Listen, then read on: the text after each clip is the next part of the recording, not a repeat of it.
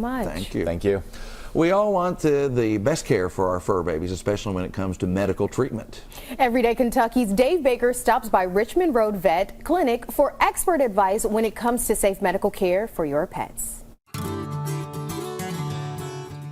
Welcome back into Everyday Kentucky. Dr. Keri Wynn is here with us at the Richmond Rd Vet Clinic. Keri, there are a lot of people that don't like to be put under anesthesia. Yeah.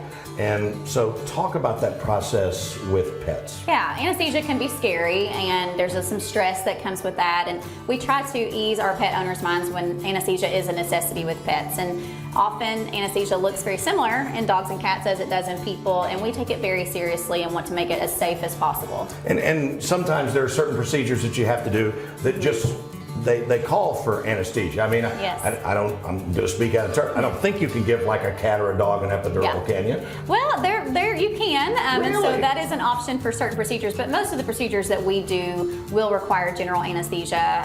All of our dental work we're going to do with general anesthesia to protect the airway, but also to be able to work in your pet's mouth. Sure. A lot of our intra-abdominal procedures, so some spays, things like that, any other type of abdominal surgery, we want that pet to be comfortable and to not feel any of it, so general anesthesia is necessary. So I'm going to guess that for a pet, it's very much like a human. There are things that you need to do before, during, and after anesthesia. Yeah, absolutely. And so just to make that as safe as possible, our pre-anesthetics things that we can do are some testing. So we may do a blood test on your pet to check the internal organ function.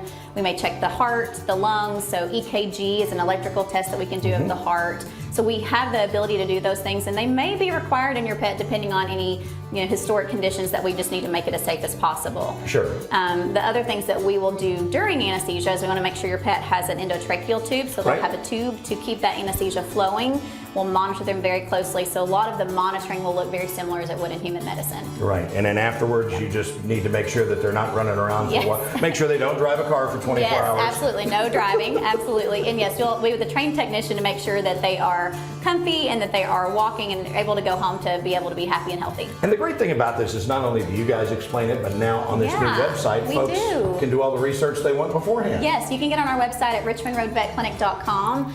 There's a pet education tab, and you can click on anesthesia and why is it necessary, and it goes over all of the different things. You can actually even see a glimpse Oh, into wow. our surgical suite, so we have pictures there for you to kind of see what it may look like for your pet. Keri, thanks so much. You're the best. We Yeah, appreciate thank you, it. Dave. We Thanks. appreciate you. All right, we'll see you next time here on Everyday